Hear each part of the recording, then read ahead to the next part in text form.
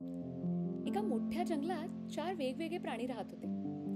एक चपळ हरीण, एक हुशार कावळा, एक संथ कासव आणि एक चलाक उंदीर. हे सगळे वेगळ्या स्वभावाचे, वेगवेगळ्या ठिकाणून आलेले. पण एकमेकांमध्ये एक गोष्ट समान होती, मैत्रीची ओढ.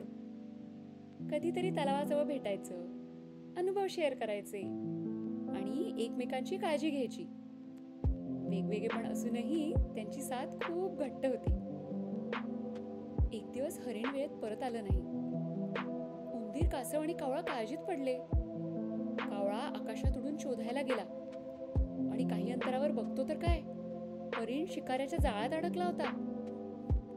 कावळा झपाझप परत गेला आणि सगळ्यांना सांगितलं. उंदीर म्हणाला, माझी गरज आहे, मी जाऊन जाळं कुरतडतो.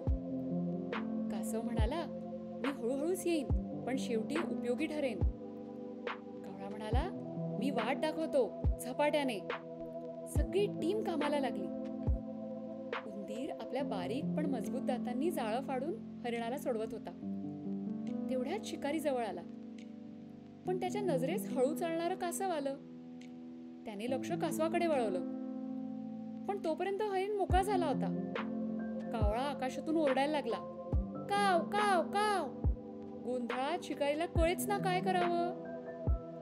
तेवढ्यात हरिण, उंदीर, कासव आणि कावळा एकत्र जंगलात पसार झाले. संध्याकाळी ते पुन्हा तलावाजवळ जमले. न बोलता फक्त एकमेकांकडे पाहिलं आणि एक हसू आलं.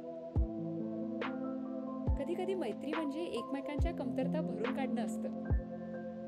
जेव्हा विश्वास आणि एकजुटीचं बळ एकत्र येतं, तेव्हा संकट कितीही मोठं असो, मार्ग नक्की सापडतो. अशा छान छान गोष्टींसाठी सबस्क्राईब करा.